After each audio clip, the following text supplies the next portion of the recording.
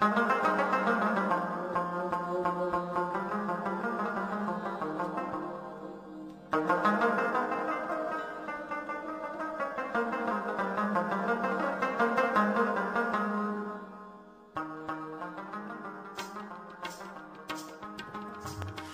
صدای پښتونخوا راډیو زیړ مازدیګر خپرونه کې درته زه تاسو کوربه جنید وزیر ستړي مه شوئ یم او پر دې هیله باندې چې روغ جوړ او خوشحاله یاست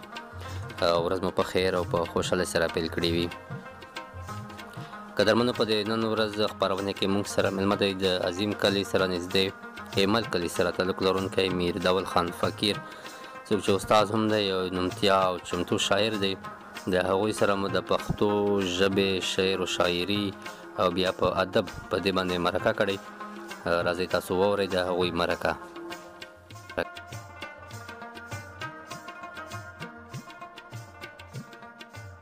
فقیر صاحب د صدای پښتونخوا راډیو زیړ مازدیګر په خپرونه کې تاسو ته هرکلی وایو ستړي مه شئ خیر دی ډېره مننه خوار مه شئ په خیر راغلی جونې صاحب زه خو به دا وایم زما خپل فکر دغه دی چې دا اوس وخت په خصوصي توګه په ټولو مسلمانانو به په خیبر پښتونخوا په دې کې کا امن دی که نفرت دی د دوو کسانو ډېر لاس دی هغه یو شاعر دی او یو ملا دی شاعر حق خبره کوي او ملا کلکه خبره کوي د دې دواړو ډېر غټ کردار دی په دې کې او که دا دواړه چرته هم غلی پاتې شول نو دغه امن به زما خپل فکر دا دی چې تر قیامته به امن ختم شي او را به نشي وجه دا ده اوس مخکې خو دا وه چې کله پسه بندیز کله پسه بندیز کله پسه بندیز آخري دا دهشتګردي چې ورته وایي دا دهشتګردي دې ځای ته راغله چې زمونږ په سوچ هم اوس بندیز لګي چې که چېرته حق او کلکه خبره دې وکړه نو تا سره به نور حساب کیږي نو موږ دې ځای ته ورغلي یو چې شاعر هم خوله بنده کړه او ملا صاحب هم خوله وګنډله نو دغه که موږ داسې ګنډلې ستو د مرګ نه یریږو نو موږ به چېرته هم د امن یوه ورځ هم د امن خوشحالي ونه کړو تاسو په خپله باندې څومره په دې کې برخه اخیستې ده تاسو څومره دې کې هڅې کړې دي لکه موږ داسې هڅې کړي چې زموږ خو بس یو سوچ دی یو خبره کول دي لکه چې ما یو دوه شعرونه دغه مثال په توګه ته وایم چې سزا د سرټیټۍ به میلاویږي تر قیامته دا هر څه به په دغه شان چلیږي تر قیامته جهاد دی که فساد دی دا به دغه شان لګیا وي سرې وینې د پښتون به خود بهیږي تر قیامته تر څو چې موږ ویشلي او شیندلي یو فقیره دا کونډې یتیمان به مو ژړېږي تر قیامته زبردست ډېره مننه او ډېر ښکلی شعر فقیر صاحب نو نور تاسو څه داسې لرئ چې د موجوده حالاتو په تناظر کې تاسو هغه ویل غواړئ زه چې څه لرم ما رومانوي شاعري نه ده کړې زه صرف او صرف د حالاتو نه متاثر شوی یم چې دا څه کیږي او څه لګیا دي د دې به نتیجه څه وي د دې به تاوان څه وي د دې به فایده څه وي لکه زه خپله زما دا سوچ دی چې ملا صاحب ته پکار ده چې هغه دا ووایي چې فرقه ختمه شي ځکه چې د نبي کریم صلی الله علیه وسلم په وخت کې فرقه نه وه نه شیعه او نه سني او نه بریلوي او نه څه دا په خپله کې سره په جنګ یو په دې به هم جنګ راځي اوس به د دې نه وروستو تبلیغي او د ملا جنګ راځي هغه هم زه په سترګو وینم او په شاعرانو کې هم جنګ لګیا دی هغه څوک په قومي تعصب څوک په لساني تعصب دا جنګ به موږ څنګه ورکوو د دې به څه طریقه کوو چې ملا م یو شي سر ته یو ملا راوځي او زړه مې غواړي خو پیدا کول یې ګران دي ځکه چې زه دا وایم په خپله شاعرۍ کې زما دا سوچ دی چې خپل سبحان به را پیدا کم خپل سبحان به را پیدا کم خپل قرآن به را پیدا کم د پردي ځان په لټون یم خپل ځان به را پیدا کړم مو دې وشوې رانه ورک دی خپل جانان به را پیدا کړم چې د سرو ګلونو ډک وي ګلستان به را پیدا کړم چې سودا مې د سر نه کړي مشران به را پیدا کړم چې په حق خوري سرونه شازلمیان به را پیدا کړم چې د غیرو یاري نه کا واکداران به را پیدا کړم چې ترڅنګ مې کلک ولاړ وي کلک یاران به را پیدا کړم بد چې بد او ښه یې ښه وي منصفان به را پیدا کړم په خندا خندا خوشحاله یتیمان به را پیدا کړم چې د کونډو ژړه اوري سرداران به را پیدا کړم چې په ظلم پښیمانېږي ظالمان به را پیدا کړم. کسر نه لري په طول کې یو میزان به را پیدا کړم. کسر نه لري په طول کې یو میزان به را پیدا کړم. او چې په هیڅ نه نړیږي یو مکان به را پیدا کړم. چې د ظلم لاس را نیسي قهرمان به را پیدا کړم. چې د امن چغه وکړي یو انسان به را پیدا کړم. د جنت په منځ ډګر کې دوزخیان به را پیدا کړم. د دوزخ په قبلولو جنتیان به را پیدا کړم. چې آدم ته په سجده شي لوی شیطان به را پیدا کړم. چې دهشت ته مخامخ شي شاعران به را پیدا کړم. دین چې نوي شي ملګرو عالمان به را پیدا کړم. کړي د حق او باطل پریکړه صحافیان به را پیدا کړم. تور ټوپک چې پکې نه وي یو جهان به را پیدا کړم.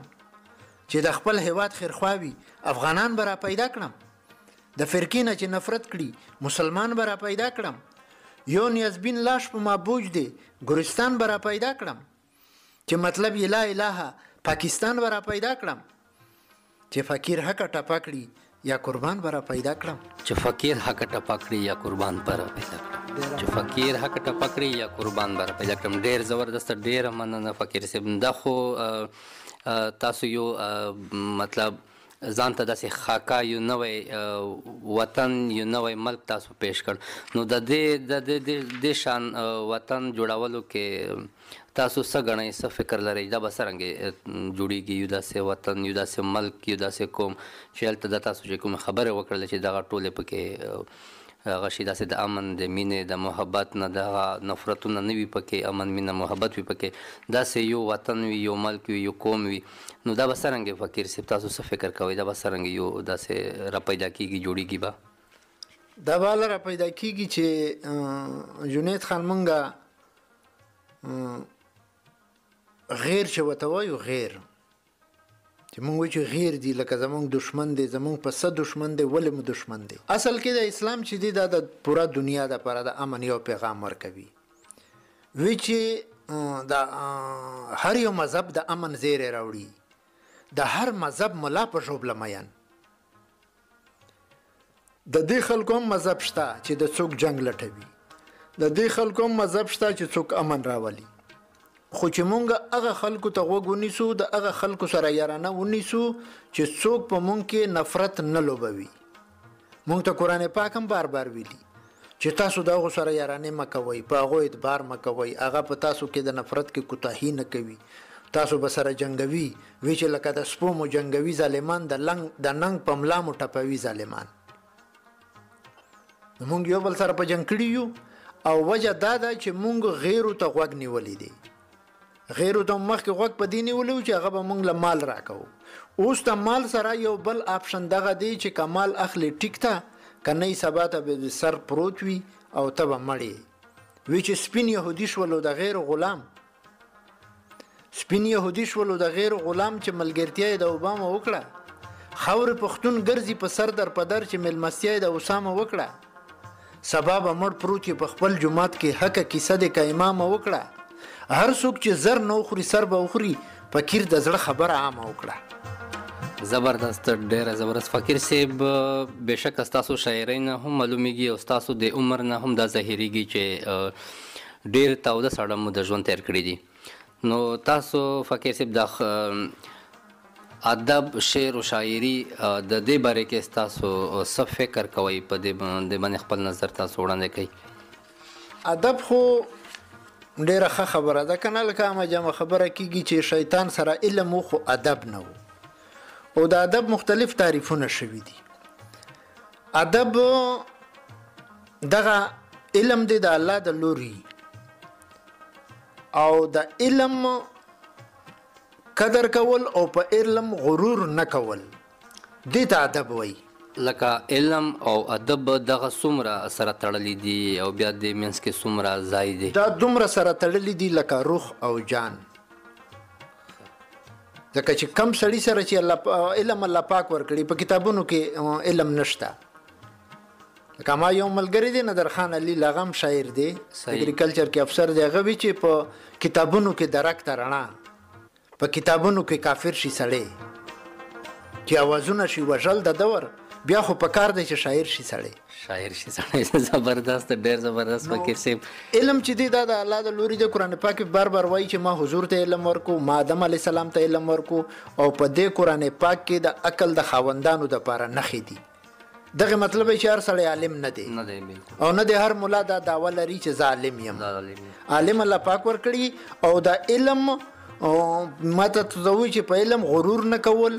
د علم قدر کول او د خیر ښېګړې دپاره په استعمال راوستل دغې ته ادب وایي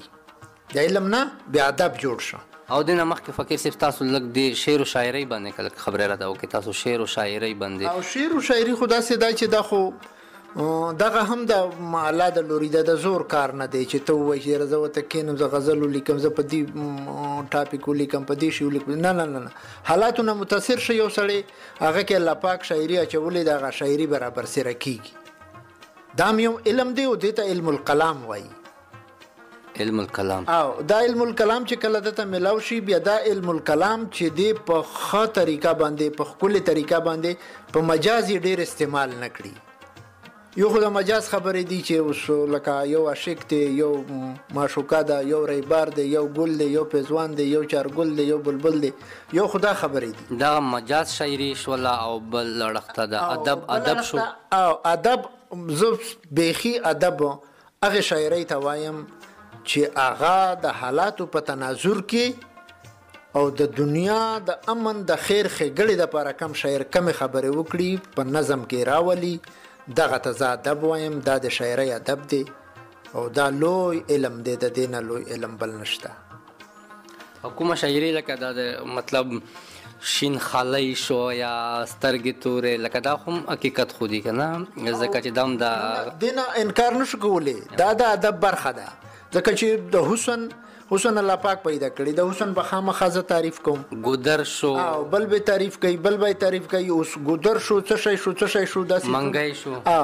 دا زموږ ثقافت هم دی علم ادب ثقافت دا درې وړه سره تړلي دي اوس لکه ځینې خلک دا وایي چې دا ساز ګناه ده ګمراهي ده که ورته کېناستې دوزخي شوې که واده ورېده لعنتي شوې دا شوه شوه نه نه نه نه نه ساز د ادب ملګری دی دا خامخا ادب او ثقافت دا سره تړلي دي د پخوانه هر څه ترقي کوي مخکې تنبل د پخوا زمانې د نبي پاک صلی الله علیه وسلم په وخت کې مو د هغه وخت نه به ترقي کوه دوکړه شوه یو شی شو بل شی شو اوس علم دومره ترقي وکړه چې موږ ته یې څه سره نه کړل ثقافت هم ترقي کړې ده ادب هم په دغه شان ترقي کوي خو اوس ذمواري د دې ثقافت د چې کوم یې صفت کوي او کم خلکو سره ادب دی کم خلکو سره علم دی چې دا په داسې توګه دا شی استعمال کی چې انسانیت ته پکې فلاوي او هلته پکې امن راشي پښتو شاعرۍ ته تاسو په کوم نظر ګورئ د دې په ثقافت کې او د کلي کور کلي په رواجونو کې او بیا د پرمختګ د پښتنو د پرمختګ دپاره پښتو شاعرانو او پښتو شاعرۍ څومره رول لوبولی دی رول خو لوبول په کار دی لوبولی هم شي خو لکه څنګه چې په تعلیم قبضه شوې ده تاسو به منئ په دین قبضه شوې ده دغسې په ثقافت شوې ده په ادب قبضه شوې ده په هر څه باندې ولې چې په دې هر څه کې په یو څیز کې هم میرټ نشته هغه کسان بار ته نشي راوتلی چې هغه کم صحیح عکاسي کوي کم خلک هغه خلک مخکې راځي چې د شهرت وږي دي او هغه فلحال په دې دنیا غوی ته شهرت ملاو شي که پښتو وده وکړي که نه وکړي که اسلام وده وکړي که نه وکړي خو چې ده ته شهرت ملاو شي دغه خلکو قبضه ده پې که نوي ادب چې دی دا د پښتو ادب او پښتو وی چې نیم کفر دی نور ټولې ژبې پوره کفر دي او پښتو نیم کفر دی نو دا دومره زبردست کردار لوبولی شي چې ډیره د امن ذریعه ګرځېدلی شي نو بیا اوس بیا ته په ادب باندې راځو ادب لږ تاسو د دې توضیح وکړئ دا خو ادب خو ما درته ووایي چې ادب داسې خبره ده که نه چې ادب یو خو زمونږ د پښتو کې هم یو استعمالیږي ورته وایي چې هلکه تا کې ادب نشته ادب د مشر او د کشر په مابین کې فرق او د هغه مشر قدر عزت کول د ماشومانو دپاره یا د وړوکو د کشرانو دپاره هغې ته هم ادب وایي زمونږ په پښتو کې ښځه په کټ نشي کېناستې چې سړی ناست وي. دغه هم د ادب یوه طریقه ده. لکه د ښځو دغه رواج دی او په شوق دا وایي چې یاره د سړي د ډوډۍ مخکې وخوري. دا څه ظلم نه دی، دا زمونږ ادب دی، زمونږ رواج دی. دغه هم یو ادب شو. بل د مشر په مخ کې د کشر خبرې کول یا تیرې زیاتې د هغه خبرې ته غوږ نه نیول، دغه هم بې ادبي ده، دې ته بې ادبي وایي. او بل زمونږ په تعلیمي اصطلاح کې چې د کوم د علم سره مونږ لګولې دی ادب، دغه ادب دی. کوم ادب دی؟ چې شاعران دي او ادیبان دي. شاعر کلام راوباسي او ادیب چې دی هغه کلام ته د شاعر په زاویه وګوري او هغه د شاعر بیا یوه تنقیدي اصلاح وکړي. شاعره زما سوچ دغه دی، ستا کم دی، هغه ورته وایي چې او زما هم دغه سوچ دی، که نه ستا سوچ که دغه وي، دغه سوچ خو دلته ټیک نه دی، نو هغه به هغه سوچ ټیک کړي. دغه ته ادبي تنقید وایي او دغه د ادیبانو کار دی. او ادیبان چې دي هغه هم اوس د تنقید نه نن سبا اعتراض جوړ دی. شاعر چې هر څه وایي، چې هر څه که ټیک وایي که غلط وایي، هغه پکې تنقید خامخا کوي، ځکه چې هغه وایي چې بیا ما ته خلک ادیب نه وایي. او بالکل بشک چې ما تنقید ونه کړ. نو زه دا وایم چې تنقید دې کېږي، خو تنقید برای اصلاح دې کېږي. جی پښتو ټولنې دپاره د دې دپاره د ادبي ټولنو کار په د پښتو دپاره څه کار پښتو دپاره مقصد دا دی. پښتو دپاره یا معاشرې دپاره هغو ته پکار دی چې مثبت کردار ولوبوي. خو هغه ما چې تاسو ته خبره وکړه چې په ادبي ټولنو هم قبضه شوې ده. لکه زمونږ په علاقه کې اوس زه به خدای خبره چې څومره څه شاعر وم، خو عابد زمونږ د ډومیل ادبي ټولنه کې عابد خان، غریب جان غریب او مجبور سرحدي دا ښه شاعران دي او د پخوانه پټ پراته دي غریبان. دا راونه وتل. ولې راونه وتل؟ چې دغه ادبي ټولنې چې دي په دوی کې داسې نشته چې یاره د شاعر ښه شاعر دی دا راپورته که کنه چې بار راوځي، څه خو به د ده نه حاصل کو کنه. خپل کلی علاقه کې د ډومیل سیمه کې د پښتو شاعرۍ د دې ټولنې د دې مشاعرې چېرته کې په دې باندې تاسو غونډه کېږي، تاسو سره یوځای کېږئ؟ او زمونږ ملګري چې دي، زه خو ډېر وخت کېږي چې ادبي ټولنې ته نه یم ورغلی، مخکې به ورتلم، غونډې هم کېږي، مشاعرې هم کېږي، خو بس دا تر هغه ورځه پورې، تر هغه ساعته پورې دا محدوده ده. غونډه مو شي، مشاعره مو شي، چای مایه مو څښلی شي، بس بیا ځه او راځه، په خیر راغلی، ستړی مه شي، بس نور څه نشته. نه دا شته چې چېرته ټي وي والا راوغواړي، چېرته ریډیو والا راوغواړي او هغه دا شی نوټ کړي چې یاره دلته ادیبان څومره دي. مطلب تاسو لږ ګیلهمن غوندې ښکارئ د دې څخه. تاسو څه فکر کوئ دا دوی څه پکار دي دغې ټولنې ته، د دې مشاعرې غونډې ته؟ او دې ته دا پکار ده چې دوی یو داسې ترتیب جوړ کړي چې په علاقه کې ښه شاعران، ښه ادیبان. اوس په پېښور کې هلته د شاعرانو ډایرکټرۍ دي، په هغې کې زمونږ هېڅ د هغو سره تړون نشته. یاره دا علاقه پاتې ده چې دې کې هم شاعران ادیبان شته او که نه. او نورې را سره نږدې چې ادبي ټولنې دي په ډسټرکټ بنو کې، هغه هم دا غږ نه کوي چې د ډومیل د علاقې شاعران هم راپورته کړي چې یاره دا مونږ سره شته که نشته. بس خو دغه ده چې چا وار مونده که د هغه وار دی که نه د هغه بل پلار دی. بس دا خبره. نو فقیر صاحب ډېره مننه د اورېدونکو دپاره یوه داسې نمونه یو ښکلی شعر وړاندې کړه چې هغوی خوشحاله شي او داسې یو سبق دی حاصل کړي.